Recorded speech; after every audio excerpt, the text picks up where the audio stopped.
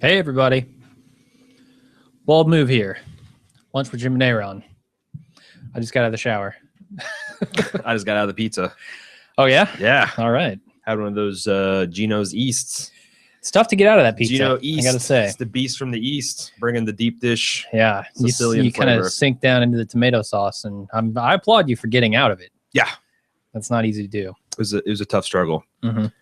I got a couple ideas for things to talk about. One thing I'm really excited. A year and a half ago, I ordered a Kickstarter for a Christmas present for the Personal Arrogance crew, Jesse and Eric, because they introduced me to Paint and Take, which is a PAX, which is a video game expo thing that we've been going with them for several years. It's a PAX tradition where this company called Reaper, you can go for free, grab a little miniature who's about the size of your thumb, and they have paints and brushes and artists there to advise you, and you can sit down for about an hour and a half or so and paint the miniature. If you don't get it done in the allotted time, you can come back and finish it. And it's a really cool service. It's a good way to kind of sit down in a quiet place and talk with your friends and do something relaxing. Mm-hmm. So the cool thing about the Reaper deal is they have a Kickstarter about every other year where they kickstart like hundreds of new figures that they want to sell. And if you back them, you get the whole kit. And it's like a one low price, like $100. And it starts out with 100 figures, which is already like 2/3 off. Most of these figures like $299 retail. Yeah. But as they get more and more money, it gets insane. So like stretch goals. The stretch goals gets it to be like, I got something like 300 different figures. Wow. And so that just came finally this week. And I got the base, the core set here. So you can kind of, I'm not going to open it because this is actually the guys. I should have brought mine over. But this is kind of like what you're looking at. It's Dungeons and Dragons. There's all kinds of different genres. There's some science fiction dudes. There's some Western cowboy stuff. There's zombies, all kinds of cool stuff. And you can paint them. I think might do this in studio one week for lunch with Jim and A.Ron. Sounds cool. I'm terrible at it, but I'll give it a go. Yeah. Don't tell Eric and Jesse because it's a separate. Actually, they already know about it. All right. But we're going to be sending that out. Something else we could talk about is I just saw Edge of Tomorrow last night. Oh, cool. I haven't seen that yet. I saw it was on HBO Go. That's exactly what I saw. Yeah. And it's in my list. I ordered it up. So we could talk a little bit about that. Is that interesting to you? And also, let me turn the Q&A app on. Yeah, I don't want too many spoilers, though. I don't know if there is much to spoil. What am I, an asshole? Well, I know the basic premise, right? It's a guy who is in a battle and gets kind of Groundhog Day. It's so much, dude, during this battle. So much Groundhog Day. And they have to figure out how to win this battle. Him and Scarlett Johansson, I think. No, it's shit. Some British Emily. God damn it. I'm gonna have to Bunting. Emily Nossum. Edge of Tomorrow. Let's see. Emily Blunt. Yes, Emily Blunt is the Full Metal bitch, as she is dubbed.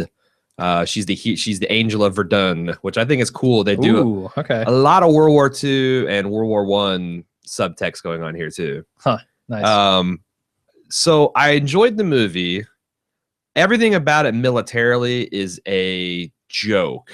Like, its military acrorism is roughly on par with Starship Troopers. Okay. But and I've heard different things behind the scenes where the person who wrote the story was inspired by playing like Call of Duty and Battlefield. The concept of if you're giving enough lives, you can go from not having any idea what you're doing to an elite warrior just for memorization and getting lifetimes worth of experience. Sure. And I thought it was a pretty reasonable hook for a movie. Yeah, it immediately hooked me. I like Tom Cruise. I know he's kind of crazy, but he's polarizing. But I like his movies. I think he's a good actor. He's a great action hero too. Yes. Even though he's like 4'11" and like 50 years old now. You put it, he's ripped. I know. It's not just ripped. He's not aging. His face is not aging. He looks like he's a 30-something-year-old in this movie. It's insane. There was another movie I saw with him in it recently that I thought the same. It was the Jack Reacher thing. Jack Reach Around. Which is Yeah. hilarious because I've those books, the Jack Reacher character is supposed to be this towering, like 6'6" hulking dude. Oh yeah. Yeah. Okay. But I was he pulls it off. I was skeptical, but he had me at "I'll drink blood from your boot." Sure. He's a fully insane character, but yeah, I liked it a lot. Yeah, and he's had a bit of a renaissance for me too. Like Tropic Thunder, his part in Tropic Thunder just blew my mind. It's amazing that I thought around the War of the Worlds,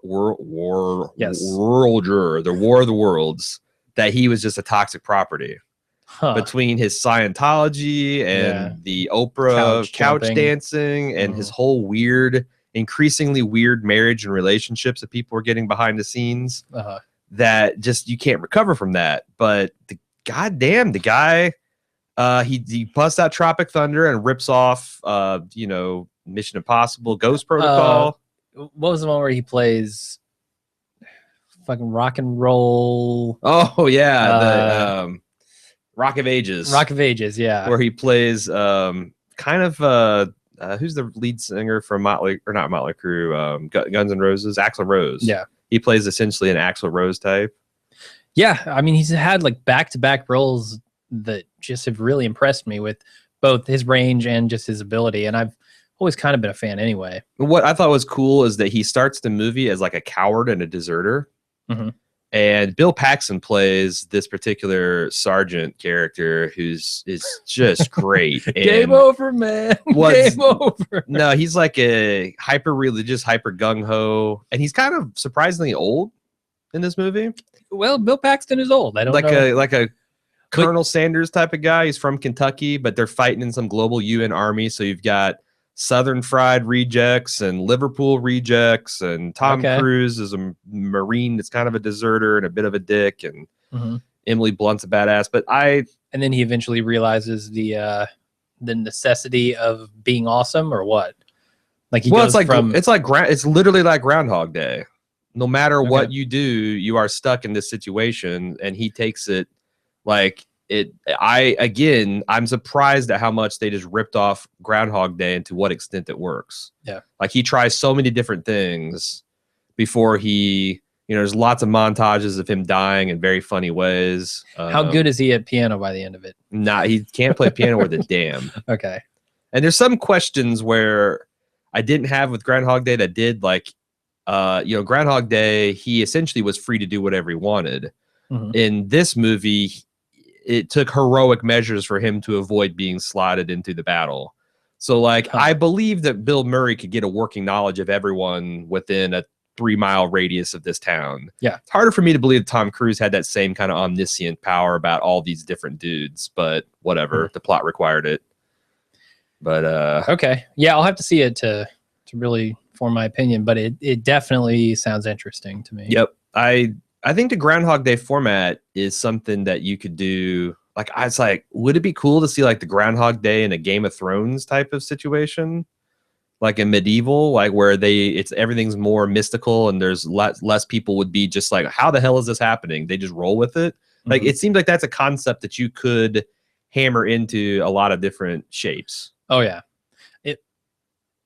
It feels like a roguelike to me. Like, I wonder if they could make a game specifically around that premise.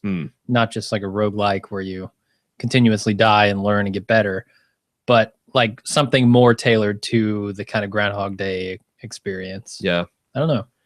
So what did you said you've been watching a lot of West Wing? Not a lot. No, I got a few episodes into the first season. What made you decide? What got a wild hair up your ass to start watching? It was one of my suggested things on Netflix. God I was damn like, it, Netflix! You know what? I'm going to turn this on and watch it in the background while I do some work. That didn't work.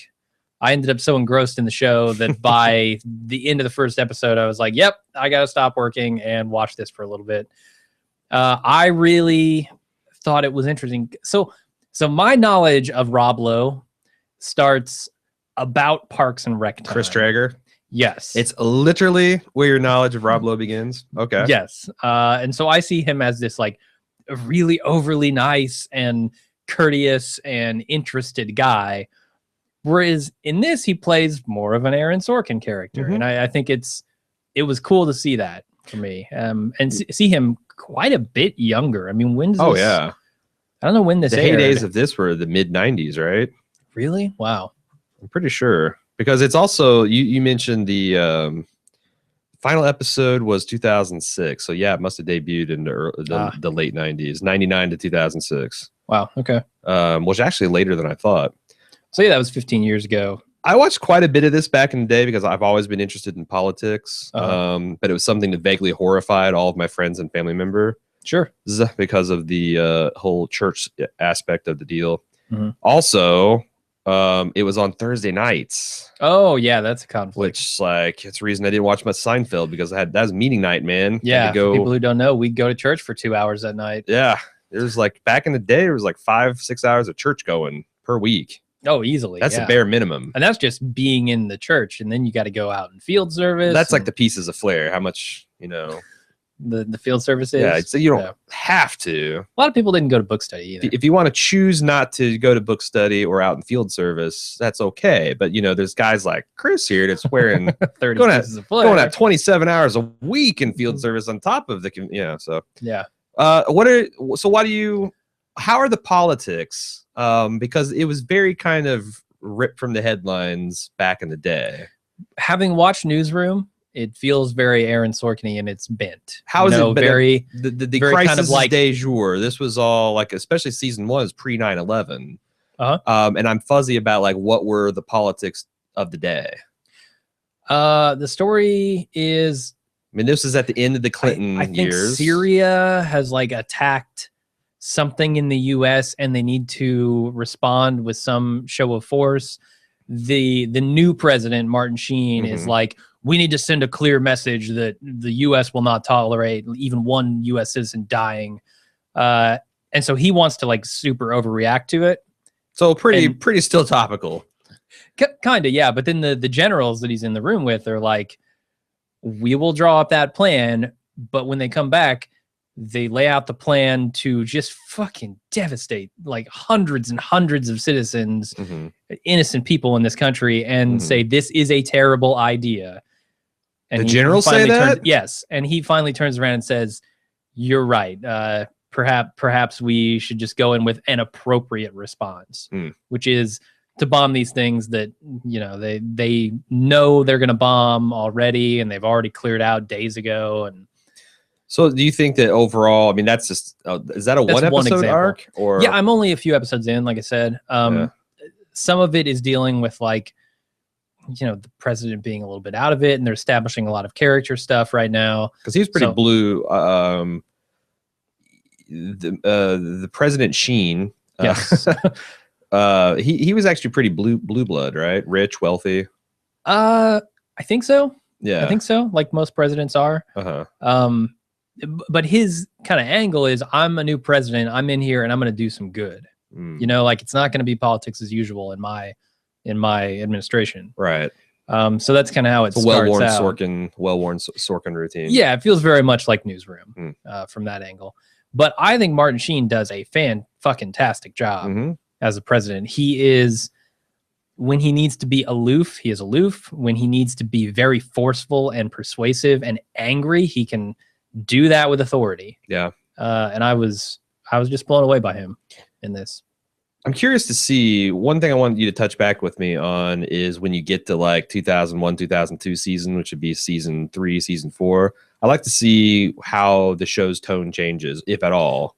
Oh, because right after 9/11. It's not just 9/11. It's also the end of the Bush year, or end of Clinton versus the beginning of Bush years. Okay. And how that shapes kind of Sheen's presidency and how he approaches the world, and whether they, yeah, how Sorkin-y it gets. But yeah, I had a lot of fun memories. My favorite episode, the one that clearly sticks out in my mind, was a fun one where it's like Thanksgiving, and the president is like obsessed with cooking the perfect turkey. Okay. And he's like, oh, the president is on hold with the Tyson turkey line, trying to get the definitive answer about whether you put the roast inside the turkey or not, and how you baste it. And it's like, I don't know, Martin Sheen seemed to have a lot of fun with it, and I thought it was great. Yeah, this president is a lot like the Bill Pullman president in Independence Day. Yeah. Where he's got like, he definitely has a handle on his professional life, but he's also this really nice, compassionate, caring kind guy. of wonky, kind of a goof. Yeah.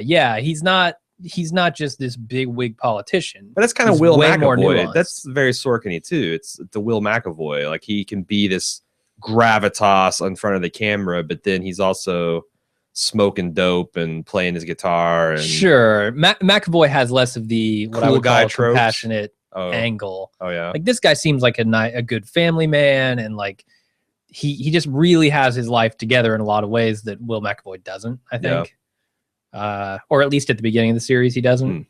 If I were to compare the two beginnings, so I don't know. I'm really enjoying it.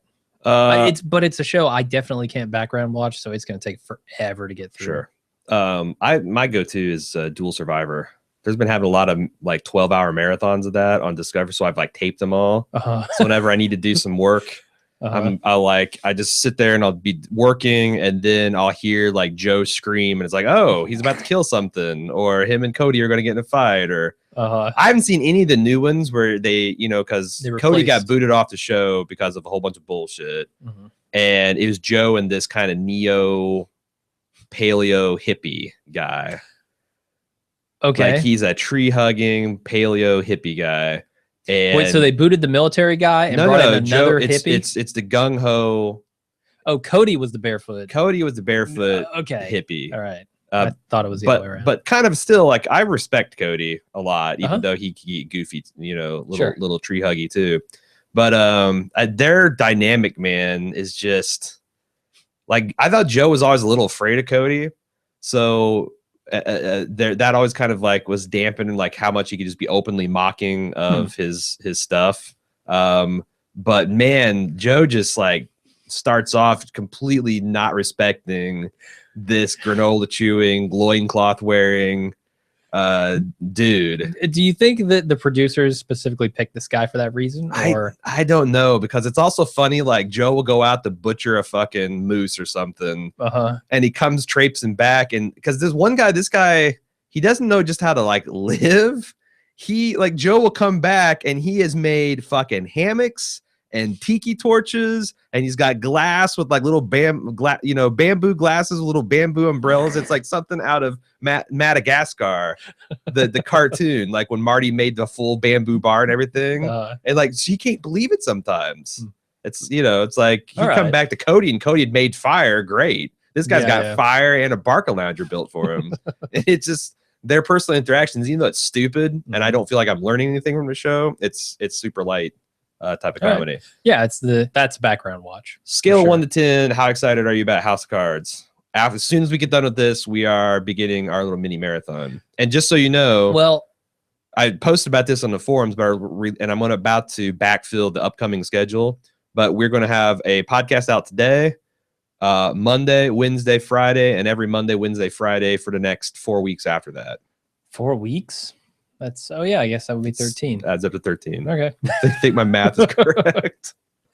And we're doing it that way because what we found out, is when we released them all at once, it was super fun. It was a great experiment. I don't know that we could do it crazy on top of the schedule we already got. Yeah. But it didn't leave any room for feedback. And also we had this weird inverted curve where everyone listened to the first episode and the last episode, and then in the middle it got very, very sparse. Yeah. So this, we're hoping to spice it up, and get some more feedback involved. Spacey it out. So Freddy's dead. What? Freddy's out of the show. I was going to say, as I know. fuck He's not dead. Freddy's gone, so it's like an 8. I'm looking for Freddy to come back. If the ribs come back, it'll go up to at least a 9, maybe a 10. I don't know. I just, I know there's people that hate this show. I listened to Seppenwall and Feinberg's take, and I was getting angry listening to it. But I just really like Kevin Spacey and Robin Wright, and watching them be awful and say things silky smooth. Okay. It's just very entertaining. So I'm like at a 9. I was at a 10, and Seppenwall brought me down. Seppenwall brought me down. There was a Time article where they said it's like the worst season ever. So we got that going. Worst season ever. There were only 2 other seasons. I found last season hugely entertaining. They were talking about how You can say that about The Simpsons, but to say worst season ever about how all of Frank's opposition was pushovers. I thought Tusk was a formidable adversary. I did too. I like Tusk a lot. So like if you don't buy that he could take Francis to the mat, then okay, I guess. But here's the thing I'm worried about. Frank has nowhere to go from here. He is, spoiler alert, the president of the United States. Yes, he is the POTUS. What is the plot of this one? Him trying to keep his presidency? Him trying to get rightfully elected? Like like it's not good enough that I swindled my way in. I want to get elected for this shit. What's going on? I don't know. I just saw Freddie C said, "Hey, just because I've missed the last 3 lunch with Jim and A.Ron doesn't mean I'm dead." Not the same Freddie. Freddie. Although I'm sure you cook a mean barbecue too. He could. What were you saying? Because I was tutor-pated. There's nowhere else for him to go, right? Where does Frank Underwood go from here? Where do you go that is up from Emperor the presidency of the known universe, Ming the Merciless. All right. Okay. It's turning into Flash Gordon after this year. This is the last year, though, right? I think thought so. that. Yeah, they said that. One of the things that kind of made my eyebrows go up is Sepinwall and Feinberg made comments about, maybe they do something in further seasons. But they haven't seen the first 3 episodes, and I don't think they care enough about the show to know about it having a definitive arc. But I'd be kind of surprised if this is not a definitive end. Like maybe the downfall of Frank Underwood. The downfall of the House of Underwood. Okay. Yeah, I can see that. It kind of has to be, unless it's just, I mean, it might be entertaining to see like a steamrolling, merciless, by any means necessary president being like a wildly popular, successful president. Okay. I mean, I could get behind that. Just like he just gets things done. Everything 4 years after Frank takes office, those things, I feel all like problems solved. He's not looking to solve problems. He's looking to gain respect and leave a legacy. Spencer H said he's going to be gunning for the leader of the UN. Is that more powerful? I don't think so. No, I don't think so. But that would be if there was like a league of, like I said, supreme emperor of the world. I'm sure that's where he'd go for next. Yep. Krusty's wanting to know. Actually, Anthony B wants to know if we would consider doing a live watch of 1 or 2 episodes. Yeah, maybe. Why not? This is going to be weird times because we're going to be watching them like on the weekends and the evenings and all these other things. I mean, I guess we could. Yeah. Are you saying you want us to actually do a live watch, or you want us to just record us watching it? Because the latter is a lot easier to put forward than the former. Sure. Live turning on cameras is not a big thing. But Live watching, scheduling, all that stuff's kind of I'm not sure if it would benefit us the way we're doing these kind of out of bounds. Yeah, and these are all, as is our House of Cards tradition, going to be instant cast. So, this is turned into the House of Cards cast. Dan G said, World War III breaks out. Who do you want, President Underwood or President Bartlett? Ooh, I want Sheen there. I want Sheen. I think that because Francis does not care about the live spit in the military. No. And as a person with a lot of sympathy for the fighting man and women, I would think that he would be kind of like who's that guy from Futurama? The captain that's like he sent wave after he sent wave after wave of his own men on the kilobots until they hit their kill counter and disable. Like that's his goddamn what the fuck? Commander Shit. That's his name. Yep. Anyway, Zap Brannigan. There you go. Oh, okay. Yeah. I think Bartlett, would you want a guy that would kind of take a long view and cool things down. Yeah. You don't want someone just going to go in there and drop bombs and all that shit. Oh, Jesus Christ. Is the dress blue and black or white and gold? I honestly don't know, because some of these images have to be photoshopped, because the real dress is like a vivid blue with black trim. I've seen all the scientific explanations. I don't see how it could be white and gold. There's got to be a white and gold dress, or Colorblind people might see it very differently. I think what I think's happened is someone has posted a negative version of the image and is trolling us all. Could be. Frankly, I don't give a shit. Yes. How about that? That's another. I do not fucking care. Everyone on the internet is debate. It's like my Facebook is obsessed with this fucking dress. Yeah, if you're commenting about the dress, I'm going to ignore you. Sorry. Uh-oh. There you go, Louis. Ignored. What's your Twitter handle so I can block you? Oh, Freddie C wants to know, do you guys think Frank is going to hit the nuke button before it's all over? Possibly. I don't think they're going to nuke anybody, but I would bet a lot that there is going to be mention of the nuclear football and launch codes the possibility. He's going to get off to that. Having those codes, being able to push the button, using that as leverage. Is he gonna fuck Meacham on top of the briefcase containing the nuclear? He's going to ride the bomb in. He's going to rub the launch codes on his nipples and yeah. Claire's going to be in there somewhere too, trying to get in. But you know, Frank and Meacham are going at it too hot and heavy for her to butt in. That's what it feels like. That's what it feels like. I feel like she gets she kind of gets ignored in these threesomes. What do you think about the show just going gonzo and it actually being all out war, like World War III by the time this thing's over? It's not that type of show. I agree. Yeah. That's like, like what would make A.Ron hate the House of Cards? There you go. It turns into Edge of Tomorrow. All right. What else we got to talk about? I don't know. I've been just working my ass off on Club Bald Move stuff for a while. A lot of people having issues logging into the forums and linking their accounts and stuff, and I've been helping them through that. Been trying to update the website with stuff that will help club members find club member type shit. Yeah, I've started backfilling the back. I've got almost all the Lunch with Jim and A.Ron lloaded now. So if you go to your account page, there should be an archive that has all the listings. If you miss some of them, you go back and see. We had, some of them are more interesting than others. The holiday ones are really good, I thought. But yeah. And other than that, I've been trying to squeeze in a couple hours of Destiny here and there. You and me both, brother. You and me both. Not much time for that, though. Yeah, I'm hoping maybe we can do some 2-player co-op this weekend. Oh, that'd be cool. Yeah, I need to get my weekly raid in. Online stuff? Like online co-op? Yeah. There's no I'd be down for that.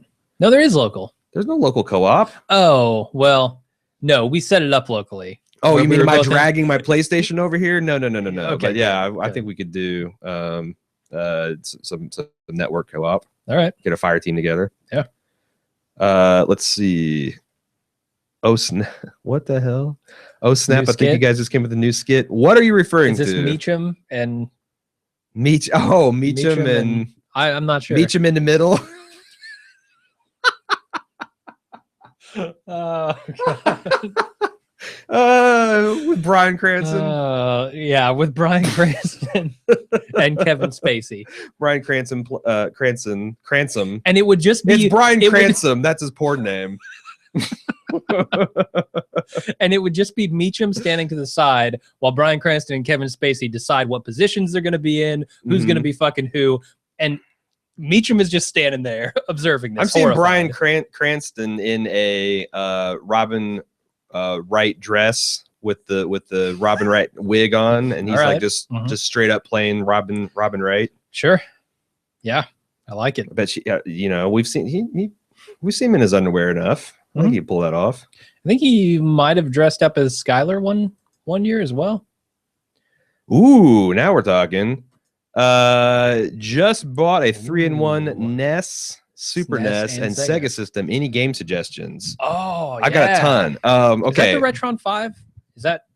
I don't know what nerd talk you are, but I do want to address this, guys. First of all, NES, RC Pro-Am, best racing game of all fucking time. It's a good one. It's a good one. I mean, there are the standbys: Legend of Zelda, Super Mario 3, Blaster Master.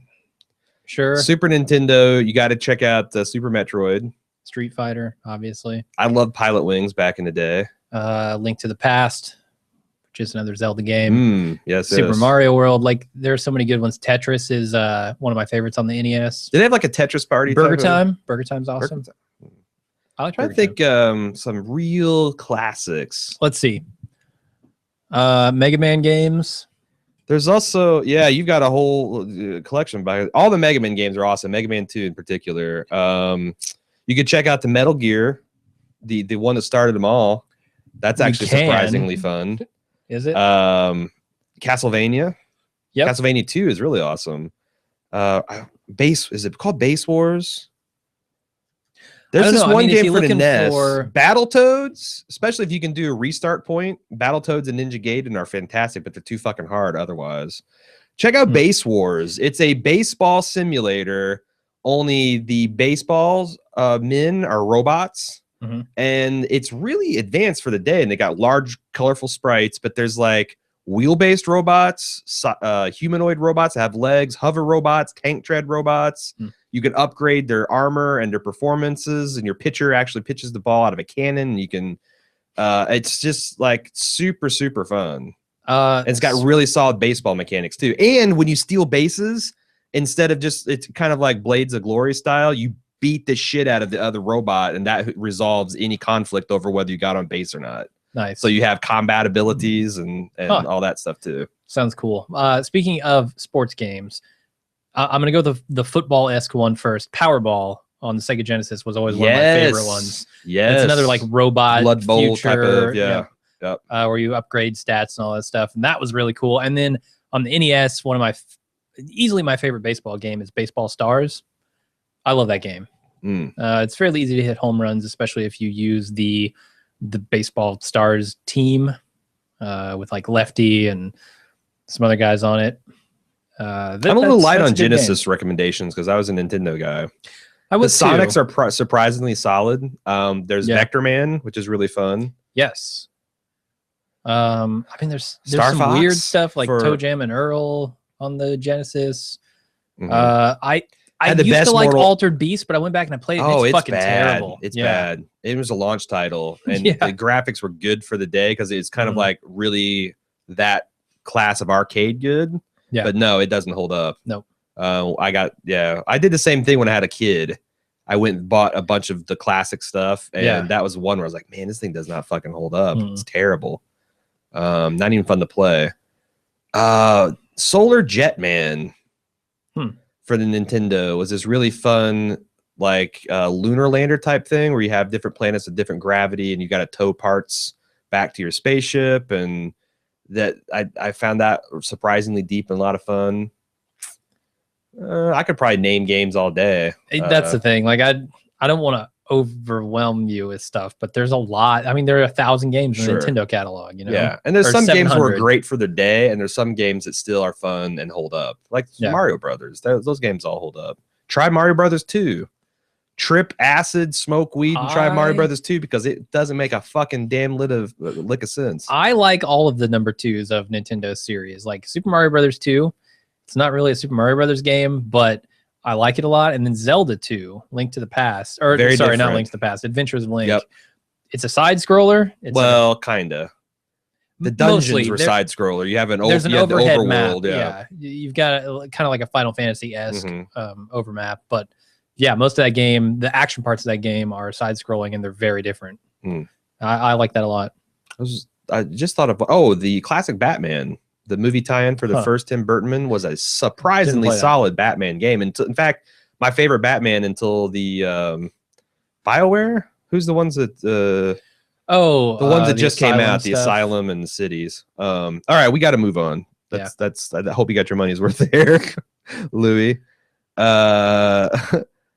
Chris Chambers said, "What if I said I want to become a man cheater right now?" I'm pretty sure that's an Altered Beast reference.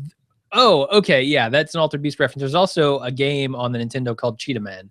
So Cheetah Man 2, I think, is the name of it. Have you seen the classic Mystery Science Theater 3000 Puma Man? Yeah, no, but I've heard of it. You reference Puma Man. I love Puma Man. It's great. Don't buy Cheetah Man 2. It's a bad game, and it's very, very expensive. Don't know if you all watched the first episode of the new season of House of Cards. No, we are literally doing it. We got your spoiler email, and we averted our eyes.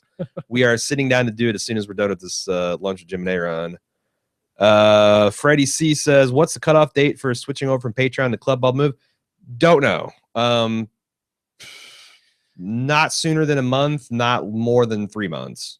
There's a couple things we're waiting on, but yeah. And what I'm doing now, I don't know if you guys noticed, but if you're at any level of Patreon, you get everything. I've been posting all the content to Patreon tier, because if you're essentially doing anything on Patreon, you qualify for the Club Ball Move membership. Yeah, and now that we're at the end of a month, honestly, there's no reason not to switch over. Sure. At this point. Although we don't have, I maybe hang around on Patreon until we get this email alert system. If you're using the email alerts, if that's all you use. But once we get that, I think it's going to be way better to just go to Club Ball Move.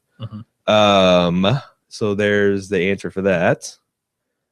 Oh God, yes. Freddie C wants to throw Chrono Trigger. If you like JRPGs or RPGs in general, it's a class. It's one of the best for Super Nintendo. When he says Final Fantasy III, does he mean Japanese or American? I don't know the difference. I was never I was a Dragon Warrior guy. Okay. And then I got burnt out on, and I've never played CRPGs since. Huh. Like, I don't even like the, Dragon, or what's the fucking, the one everyone's shitting their pants about, the Elder Scrolls stuff. Oh, Dragon Age? Yeah, I don't even like that stuff. I've never played a Dragon Age game. They look kind of janky to me. What the hell are you talking about? I'm not talking about Dragon Age. I'm talking about Elder Scrolls, Skyrim. Oh, Skyrim. Yeah. Well, yeah, the Elder Scrolls games. I've played the last 3 of those. Skyrim, Oblivion. You're all about them. Yeah. I really love them. I think I like the openness of them. You just go out there and explore and do your thing. And I played like 100+ hours of Skyrim. Yeah. Yeah. Well, I just really burnt myself out on RPGs. Yeah. So Destiny is the first one in a long time I played that has any kind of RPG element, which is not much. Okay. It became the Nestcast at the end. We're going to get off the House of Cards. Thanks everybody for joining us. We'll have another one of these next Friday. I'm going to get scheduled over the weekend, and I hope you enjoy the House of Cards coverage starting up. And we will probably see you on the live cast for Walking Dead next on Sunday. All right, cool. Until then, have a great weekend, everybody. See ya.